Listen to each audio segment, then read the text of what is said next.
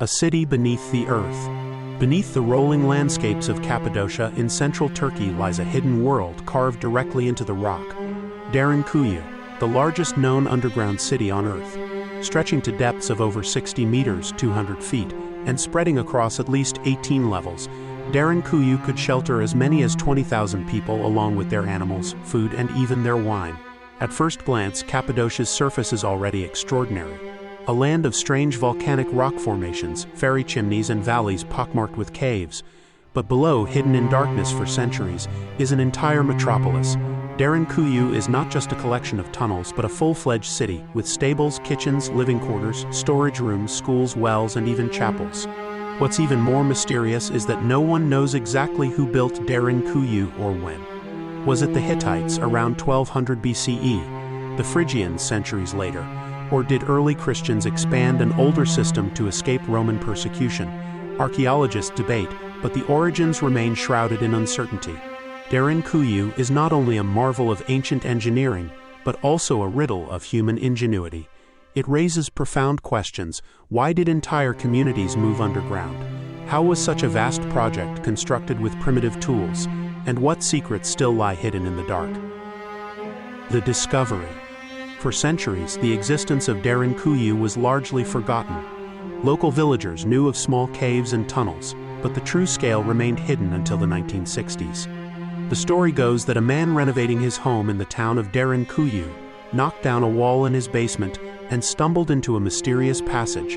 This led him into a labyrinth of dark tunnels and rooms that seemed to stretch endlessly beneath the town. Soon, archaeologists arrived and began exploring. What they uncovered stunned the world. A massive underground city, complete with ventilation shafts, stairways, and communal spaces. Derinkuyu wasn't just a shelter, it was an entire society carved out of stone. The find sparked global fascination. Suddenly, Cappadocia wasn't just famous for its surface caves and churches, but for the hidden megastructures beneath. Derinkuyu became a window into a forgotten world. Architecture of survival. Derinkuyu's design is nothing short of brilliant. Carved from soft volcanic rock known as tuff, the city extends deep into the earth in multiple levels connected by narrow staircases. The rooms served every imaginable purpose: stables for animals, kitchens with soot-stained ceilings, storage rooms for grain, wine presses, and even schools for children. Archaeologists even discovered a large chamber believed to have been used as a religious hall. One of the most impressive features is the ventilation system. Derinkuyu contains over 50 air shafts, ensuring fresh oxygen could reach even the deepest levels. Wells supplied water, cleverly protected so enemies above could not poison the supply. Massive circular stone doors, weighing hundreds of kilograms, could be rolled into place to seal off passages. These acted like giant stone locks, preventing invaders from penetrating deeper into the city. The ingenuity of this design shows that Derinkuyu wasn't a temporary hideout. It was a carefully planned refuge built for long-term survival. Who built it? The biggest mystery of Derinkuyu remains: who built it and when? Theories abound. The Hittites around 1200 BCE are one candidate. They were known for their rock-carving skills, and some believe they may have started the tunnels. The Phrygians, 8th–7th century BCE, could have expanded it. Their kingdom dominated the region after the fall of the Hittites. Early Christians, 1st–4th centuries CE, almost certainly used Derinkuyu as a refuge from Roman persecution, expanding it into the vast city we see today. But there are still gaps. The sheer scale suggests multiple cultures may have worked on it across centuries, each adding new levels and rooms. Derinkuyu may be less the work of a single civilization and more the product of continuous human adaptation. Life underground. What was it like to live in Derinkuyu? Archaeologists believe life underground was both practical and highly organized.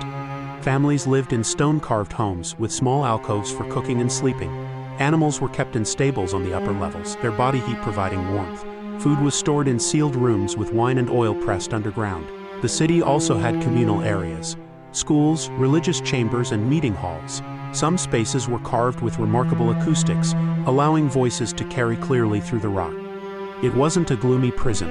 It was a functioning society. People could live underground for months at a time during wars or invasions, protected from enemies above.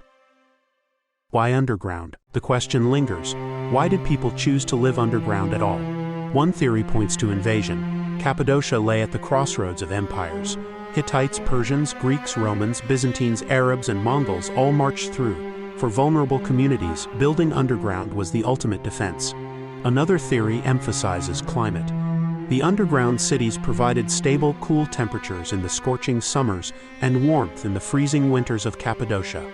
But perhaps the most compelling explanation is religious refuge. Early Christians are believed to have used Derinkuyu extensively to escape Roman and later Arab persecution. Carved crosses and chapels within the tunnels support this view. Legends and mysteries. As with many ancient sites, Derinkuyu has inspired legends. Locals tell stories of endless tunnels stretching for miles, even connecting Derinkuyu to other underground cities like Kaimakli, 10 kilometers away. Some myths suggest the tunnels were built by giants or by supernatural beings. Others imagine that the underground cities were inspired by fear of catastrophes, perhaps even natural disasters or celestial threats. Modern alternative theories go further, speculating that Derinkuyu could have been built by a long-lost advanced civilization, or even influenced by extraterrestrials. While mainstream archaeology rejects these claims, they reflect the awe Derinkuyu inspires. Legacy of Derinkuyu. Today, Derinkuyu is open to visitors, though only a fraction of its tunnels are accessible. Tourists can wander through the narrow passages, marvel at the massive stone doors, and peer into chambers once filled with life. For archaeologists, Derinkuyu is proof of human resilience and ingenuity. It shows how communities adapted to relentless threats by creating an entire hidden world. For locals, it is a source of pride, a reminder that Cappadocia's history is deeper, quite literally, than most places on Earth. Derinkuyu's legacy is one of survival. It is a monument not of kings or empires, but of ordinary people who found safety in the depths of the earth. It remains a mystery how such a vast project was built with ancient tools, but one thing is certain. Derinkuyu continues to capture the imagination of all who descend into its silent, shadowed halls.